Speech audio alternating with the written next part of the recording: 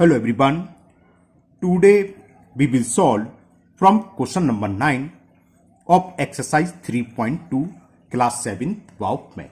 इससे पहले chapter 1 chapter 2 पूरे कंप्लीट हो चुके हैं और चैप्टर 3 के 3.1 और 3.2 इससे पहले क्वेश्चन नंबर 1 8 तक के जितने क्वेश्चन थे सभी क्वेश्चन को हम सॉल्व कर चुके हैं। उन सभी वीडियो का लिंक आपको नीचे डिस्कशन बॉक्स में मिल जाएगा। अगर इससे पहले किसी भी क्वेश्चन में आपको कोई डाउट या प्रॉब्लम है तो आप नीचे डिस्क्रिप्शन बॉक्स में जाकर उस वीडियो को देख सकते हैं। Now question 9 and the question 9 find the absolute value of the following rational number. अब ये एब्सोल्यूट वैल्यू क्या होती है? किसी को भी सॉल्व करने पर चाहे वो नेगेटिव हो चाहे पॉजिटिव, हमें सिर्फ उसका आंसर पॉजिटिव में लिखना होता है। यहाँ तो खैर कोई सॉल्यूशन सा है नहीं। एक रेशन नंबर दे रखा -5/7, ये नेगेटिव है तो इसको हमें पॉजिटिव में कन्वर्ट करना होगा। क्या हो जाएगा इसका 5/7। इसको मॉडुलस भी बोल देता है, बताता हूँ पेपर पर। तो मतलब पॉजिटिव में लिखना है, चाहे वो नेगेटिव है तब भी पॉजिटिव में लिखना है, पॉजिटिव है तो पॉजिटिव हो गई होगा। जैसे 4/-3 ये कैसा रेशन नंबर है? नेगेटिव। तो 4/-3 की जो एब्सोल्यूट वैल्यू होगी क्या होगी? 4/3 यानी प्लस में होगी। माइनस माइनस ये तो पॉजिटिव है ऑलरेडी। माइनस के 9/-13 की क्या होगी? 9/13 पॉजिटिव। और डी की 5/8 ये ऑलरेडी पॉजिटिव है तो इसकी 5/8 ही रहेगी। ओके, तो ए पार्ट था इसमें -5/7। इसके दो तरीके हैं। एक तो आप लैंग्वेज लिख दो, क्या इसकी हमें पूछिए एब्सोल्यूट वैल्यू। एस लिखना भूल गया मैं।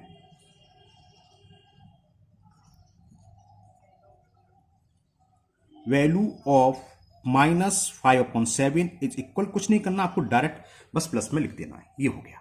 ठीक है ना। दूसरा तरीका जो एब्सोल्यूट वैल्यू है इसको हम इस तरीके से दो वर्टिकल लाइन ड्रॉ करो और इसके अंदर जो भी वैल्यू है इसका मतलब एब्सोल्यूट वैल्यू, इसको हम बोलते हैं मॉडुलस। तो मॉडुलस -5/7 इक्वल टू क्या होगा? 5/7। इस लैंग्वेज की जगह ये होगा, यानी कि एब्सोल्यूट वैल्यू ऑफ जो भी अंदर लिखा है इसके अंदर है ना, वो होगी 5/7। क्लियर? अब मैं जो समझा रहा था वो समझ लीजिए। एब्सोल्यूट वैल्यू का मतलब होता क्या है? कहीं पर पूछे find the value of absolute value of 3/-5। तो एब्सोल्यूट वैल्यू का मतलब बताइए, सिंबल लगा दो, ये कहता है मॉडुलस। इसे सॉल्व करो, कितना आ गया? -2। अब इसको जब सिंबल हटेंगे तो क्या आ जाएगा? 2, यानी कि ये इक्वल किसके है? +2 की। चाहे वो माइनस में आए चाहे प्लस में आए, आंसर हमेशा पॉजिटिव ही लिखना है। इसका सीधा सीधा फॉर्मूला होता है, वो आपको जरूरत नहीं, छोटी क्लास में समझ शायद नहीं है आपके, कि मॉडुलस x इक्वल टू होता है x। कब होता है? जब x की वैल्यू ग्रेटर हो। ये होता है if x is greater than 0, 0 से बड़ा यानी कि पॉजिटिव। अगर यहाँ प्लस है तो उसकी वैल्यू प्लस ही रहेगी। और मॉडुलस x इक्वल टू होता है -x। कब होता है? If x is less than 0। अब इसका मतलब समझ लो क्या है। फॉर एग्जाम्पल हमने निकाला, जैसे ही था माइनस, सपोज करो -5 की वैल्यू फाइंड करनी है तो इस वाला फॉर्मूला लगाओ। -5 का मतलब x की वैल्यू क्या है? 0 से छोटी, तो क्या होगा? माइनस, और x की वैल्यू क्या है? ऑलरेडी -5, तो -5। इतना आपको दिमाग पर जोर डालने की जरूरत नहीं है, सीधी सी बात है। इसके अंदर जो भी लिखा है जब इसको हटाएंगे सिंबल तो हमें प्लस में लिख देना है, बस सीधी सी बात। जैसे ये था -5/7 तो सीधा सीधा आप लिख दोगे 5/7। ओके, लेकिन जब बात आई है तो मालूम होना चाहिए, नॉलेज होना चाहिए, इसलिए मैंने वो समझा दिया। अब बी पार्ट करते हैं। बी पार्ट में है 4/-3। कैसा नेगेटिव है? ये नेगेटिव है ना, क्योंकि एक माइनस का साइन है। तो समझ में आ गया क्या होगा इसकी एब्सोल्यूट वैल्यू? 4/3। तो डायरेक्ट आप लिख सकते हैं कि 4/-3, इसका मतलब ये एब्सोल्यूट वैल्यू ऑफ 4/3 इज 4/3। या लैंग्वेज ऐसे लिख सकते हो, absolute value of 4/3 is 4/3। Clear? मैंने दोनों तरीके से कर दिए, लैंग्वेज वाला भी, डायरेक्ट भी कर दिया। तीसरा मैं सी पार्ट इसका लैंग्वेज में लिख देता हूं। चलो, सी में है -9/-13। माइनस से माइनस कैंसिल हो गए, माइनस माइनस प्लस आप जानते हैं अच्छे से, तो इसकी वैल्यू यही रहेगी। क्या लिखेंगे? Absolute value of -9/-13 is equal 9/13। D में है 5/8।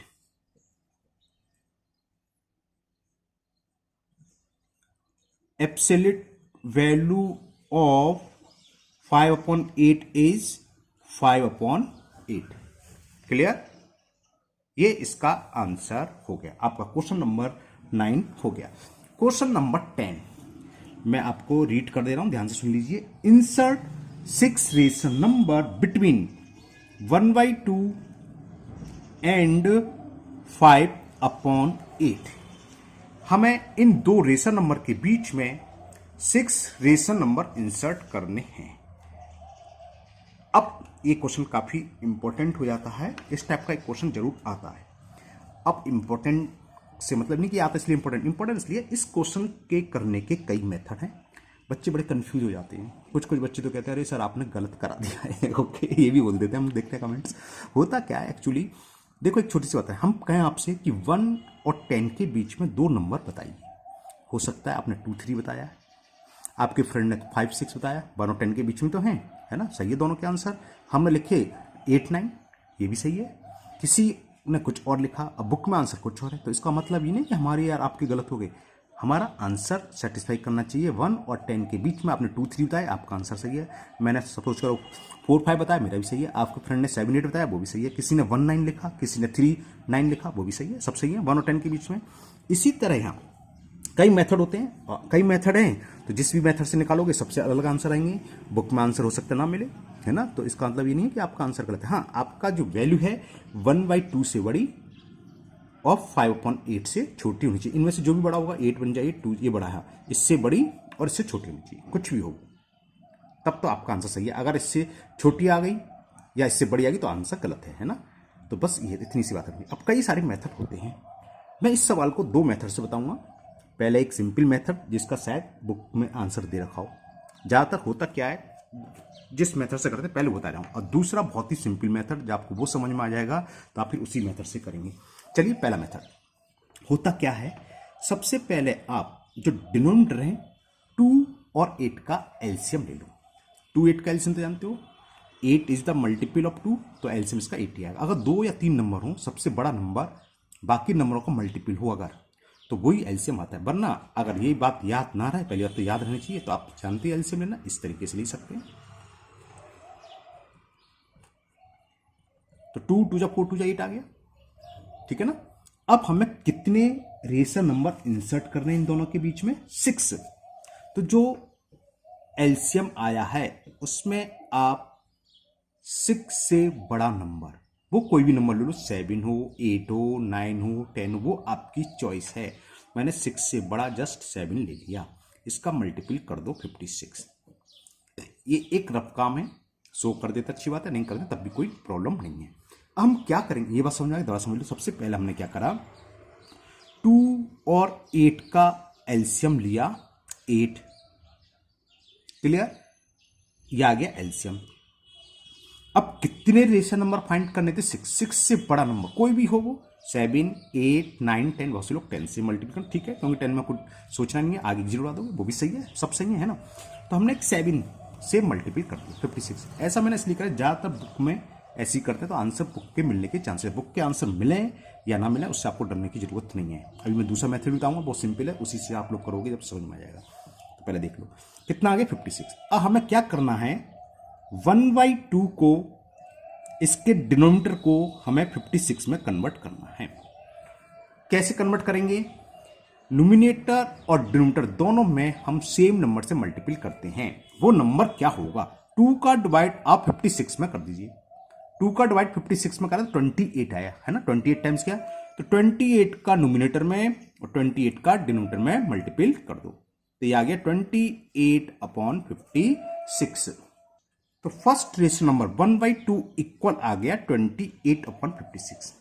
जब इस तरह से हम मल्टीपल या डिवाइड करके दूसरा रेशनल नंबर निकल के आता है, तो ये आपस में क्या कहलाता है? Equivalent rational number. हम पहले डिस्कस कर चुके हैं इस बारे में, खैर उसे छोड़ो, फिलहाल तो ये वाला सवाल है। अब 5/8, तो हमें क्या करना है, न्यूमिनेटर और डिनोमिनेटर दोनों में सेम नंबर से मल्टीपल करना है। अब वो नंबर क्या होगा, क्या है यहाँ डिनोमिनेटर 8 का डिवाइड इसमें करो 56 में, 8 7 जा 56, 7 टाइम्स क्या, तो 7 का न्यूमिनेटर में और 7 का डिनोमिनेटर में, 7 5 जा 35 और 8 7 जा 56, यानी कि 1/2 और 5/8 किसके इक्वल हुए? 28/56, 35/56। अब हमें करना क्या है, 28/56 एंड 35/56 के बीच के 6 रेशनल नंबर लिखते हैं। तो क्या करेंगे, यहाँ न्यूमिनेटर क्या है 28, इससे बड़ा नंबर जो हुआ गया 29, 30, 31, 32, 33, 34, ये 6 हो। कैसे लिखते हैं? फर्स्ट रेशनल नंबर क्या होगा? फर्स्ट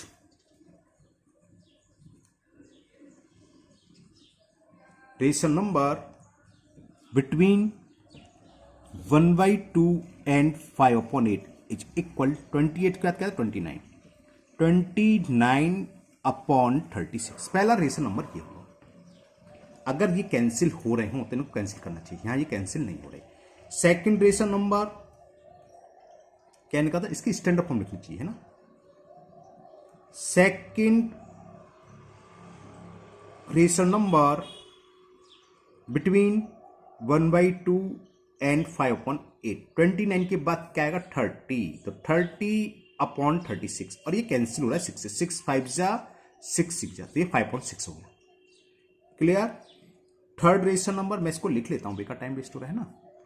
तो थर्ड रेशनल नंबर बिटवीन 1/2 ये एंड 5/8, ये 30 आया था, 30 के बाद क्या था? 31, तो 31/36, ये कैंसिल नहीं हो रहा, इसको ऐसे रन दो। Fourth rational number between 1/2 and 5/8, 31 के बाद क्या था? 32, तो 32/36, ये 4 से कैंसिल हो रहा है। 4 8 जा, समझ आया ना, 4 से कैंसिल कर दिया, 4 8 जा 4 9 जा, तो ये हो गया फोर्थ, क्या? 8/9। फिफ्थ रेशनल नंबर 1/2 एंड 5/8, 32 के बाद 33, ये कैंसिल हो रहा है 3 से, 3 बन जा 3 बन जा, और 3 बन जा 3 2, 11/12। And the last six rational number क्या लिखाते हैं? 33, तो 33 के बाद क्या था? 34, 34/36, ये भी कैंसिल हो रहा है 2 से, 17 2 जा और 18 2 जा, तो ये आपका आंसर हो गया। पहला हुआ 29/36, 5/6, 33/36, fourth rational number 8/9, fifth 11/2, and last one six is 17/8। इस मेथड से क्या हुआ? आपका थोड़ा टाइम लगा, है ना।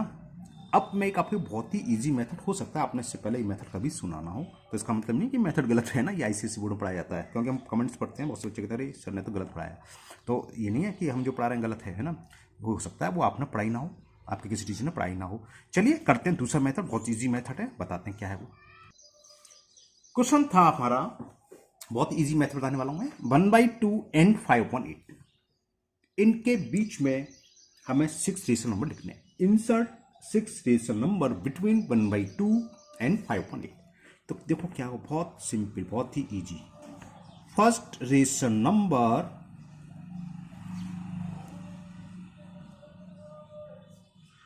बिटवीन 1/2 एंड 5/8, क्या करना, हमें कुछ भी सोचना नहीं है, न्यूमिनेटर को न्यूमिनेटर में ऐड कर दो, 1 + 5, डिनोमिनेटर को डिनोमिनेटर में ऐड कर दो, 2 + 8, कितना आंसर आ गया? 6/10। फर्स्ट आंसर ये हो गया। हाँ, एक चीज बताना होगा, इससे पहले जो आंसर था आपकी बुक में ऐसे ही रखे हैं, बस उन्होंने कैंसिल नहीं करा है, कायदे से कैंसिल करना चाहिए, स्टैंडर्ड फॉर्म में लिखना चाहिए। इसको हम कैंसिल करेंगे तो कितना आ गया? 3/5 हो गया, इन दोनों के बीच में ही आएगा। इसका मतलब क्या है? 0.6। इसका देखो 2 का डिवाइड अगर हम 1 में करेंगे तो ये आएगा 0.5 में। चलो आपको यहाँ लिख दे रहा हूँ चेक कराने के लिए। और 8 का डिवाइड 5 में करेंगे, 8 8 जा 64, 8 7 जा 56, 6 पॉइंट समथिंग हो गया है ना। 5 में हम अगर डिवाइड करें, 8 का मैं कर ही देता हूँ, कितना आ जाएगा? 6.25, एक्यूरेट आएगा 6.25, सॉरी 6.25 नहीं, 0.625। अब देखो इसकी वैल्यू क्या है? 0.6, देखो 0.5 से बड़ी है, इससे छोटी है, 0.6 से छोटी है, तो आंसर हुआ ये सही। क्लियर? और हमने कुछ नहीं करना, ना हमने कोई एलसीएम ले लिया डिनोमिनेटर का, ना किसी से मल्टीपल करा, हमने क्या करा?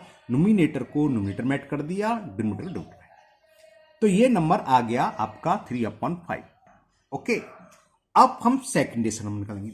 अब ये इन दोनों के बीच में आया, ये तो एक्चुअली हुआ क्या? ये 1/2, ये इसके बीच में आया 3/5, और लास्ट वाला तो यही 5/8। अब हमें सेकंड रेशनल नंबर निकालना है, सेम मेथड आओ, या तो इन दोनों के बीच में निकाल लो या इन दोनों के बीच में। अगर हम इन दोनों के बीच में निकालेंगे तो न्यूमिनेटर क्या होगा? 1 + 3, 2 + 5, और निकला है देखो 3 + 4, 4/7 हो गया, नहीं हो गया? और अगर इसके बीच में निकालेंगे तो 5 3 8, 8/13। तो क्या हुआ? इसी मेथड से आप करना, बहुत इजी है। सेकंड रेशनल नंबर, इस मेथड को बहुत से बच्चे तो कहते हैं सर आपने गलत करा दिया। Okay, second rational number between ऐसी कर दूं, है ना, डैश डैश करके। अगर हम इन दोनों के बीच में निकालने हैं तो न्यूमिनेटर क्या है? 1, तो 1 +3 और डिनोमिनेटर क्या 2 + 5, बस ऐड करके लिख दो 4/7। ये सेकंड रेशनल नंबर आ गया। अभी सेकंड रेशनल नंबर हमने इन दोनों के बीच में निकाला है तो ये 4/7 हो गया। अब थर्ड के 3 ऑप्शन हो गए, या तो इन दोनों के बीच में निकाल लो, चाहे इन दोनों के बीच में, चाहे इन दोनों के बीच में। जो निकलते आ रहे हैं मैं उन्हीं के बीच में निकालता चलो। अब इन दोनों के बीच में निकाल देता हूं। चलो तो थर्ड रेशनल नंबर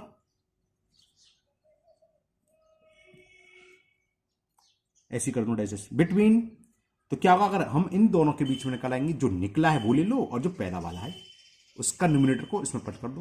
तो 1 + 4, इसका डिनोमिनेटर पहला 2 और जो निकल के आए 7, 2 + 7, तो ये आंसर आ गया 5/9। ओके, फोर्थ रेशनल नंबर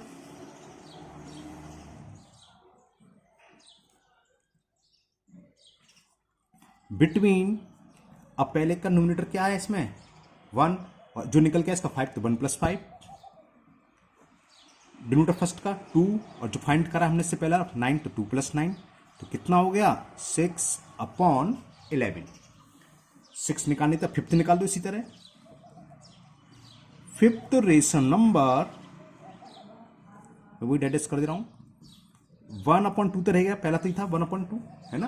और उसमें ऐड क्या करना है, इससे प्रीवियस जो हम पहले निकाल चुके उसका न्यूमरेटर को न्यूमरेटर में ऐड और डिनोमिनेटर को डिनोमिनेटर में ऐड, तो ये हो गया 7/13। Clear. Last one sixth rational number between 1/2 तो था ही, इसमें न्यूमिनेटर और डिनोमिनेटर, न्यूमिनेटर क्या है जो हमने पहले निकाला था 7 और ये 13, तो आंसर आ गया 8/50। क्लियर। अब ये किसी भी कहीं भी बुक में है नहीं, आईसीएससी बोर्ड में ये मेथड पढ़ाया था और सबसे इजी मेथड, हमने जितनी मेथड पढ़ाए हैं सबसे इजी ये लगा हमें। कुछ करना नहीं है, न्यूमिनेटर को डिनोमिनेटर में ऐड करना है और डिनोमिनेटर को डिनोमिनेटर में ऐड करना है। अब जरा मैं आपको कंफ्यूजन दूर करने के लिए मैं इनकी पॉइंट में वैल्यू बता दूं। 4 का डिवाइड हम अगर 7 में करें, कर लेता हूं मैं कैलकुलेटर से कर लेता हूं। चलो 4 / 7 का कैलकुलेटर, ये 0.57 आई, लिखना नहीं है, ये मैं आपको समझाने के लिए। इसकी वैल्यू आई 0.57 समथिंग, 2 पेज तक। और मैं 5 का डिवाइड 9 में करूं, 5 / 9, ये आया 0.55, ये वैल्यू आ रही 0.55। 6 में 11 से डिवाइड करता हूं, 6 / 11 करता हूं तो ये आ रहा है 0.54, ये आ रहा है 0.54। ये आपको लिखना नहीं, मैं तो आपको चेक करने के लिए बताऊंगा जरा। ये 7/13, 7 / 13 और ये आ गया 0.53, 2 प्लेस तक लिया 0.53 समथिंग है। और लास्ट वन 8/15, 8 / 15 तो ये आया 0.533, 0.533। ओहो बेच ले भैया। तो अब जरा देखो हमें किसके बीच में पॉइंट करना था, 0.5 का मतलब 0.50, 0.50 से तो बड़ा होना चाहिए था और 0.525 से छोटा होना चाहिए था। पहली वैल्यू आई थी 0.57, देखो इससे बड़ी है इससे छोटी है, फिर 5 से तो बड़ी है 0.5 से, फिर 54, फिर 53, फिर 533। ये सारी की सारी वैल्यू इन दोनों के बीच में है ना। तो आप किसी भी मेथड से निकालें उससे कोई फर्क नहीं है, आंसर अलग होगा, 100% अलग होगा, है ना। क्योंकि आप किसी भी मेथड से निकाला, हमने किसी मेथड से निकाला, जैसे हमने 2 मेथड से निकाले, दोनों में अलग आया, है ना। लेकिन जो वैल्यू आएगी वो इन दोनों के बीच में आएगी। आप सॉल्व करके देखेंगे तो जो भी वैल्यू आपने निकाली है तो वो इन दोनों के बीच में, इससे कम हुई तो आपका आंसर गलत है, इससे अधिक हुई, ज्यादा हुई तब भी आपका आंसर गलत है। ओके, तो मुझे उम्मीद है ये मेथड आपको इजी लगा होगा। ये आपकी चॉइस, आप किसी मेथड से करें, है ना, सबसे ही आंसर सही माने जाएंगे। अब करते हैं हम last question number 11। Question number 11 true false पर है। इससे पहले मैं आपको थोड़ा सा नंबर लाइन के बारे में बता देता हूँ। मैं हालांकि आप जानते हैं क्योंकि सारे के सारे क्वेश्चन में देखें नंबर लाइन की ही बेस है। तो होता क्या, देखिए नंबर लाइन में मिडिल में मिडिल में 0 और 0 से हम अगर राइट की तरफ चलें तो यहाँ पॉजिटिव नंबर होते हैं 1 2 3, और 0 से लेफ्ट की तरफ चलें तो यहाँ नेगेटिव नंबर होते हैं। ठीक है, ये आप सब जानते हैं। दूसरी बात देखो 2 और 3 में कौन सा नंबर बड़ा है, 3 और 2 यहाँ है। तो कहने का मतलब क्या है, बड़ा नंबर हमेशा छोटे नंबर से कहाँ होता है, राइट की तरफ। हम पूछें कि -2 और 3 में, -2 3 से किस साइड होगा, तो हम देखेंगे -2 3 से बड़ा है कि छोटा, माइनस नेगेटिव पॉजिटिव, नेगेटिव तो हमेशा छोटा होता है, तो ये पॉजिटिव से कैसे होगा, लेफ्ट की तरफ। सिंपल सी बात, अगर कोई नंबर छोटा है तो वो बड़े नंबर से लेफ्ट की तरफ होगा, जिसकी वैल्यू बड़ी है वो छोटे नंबर से राइट की तरफ होगा।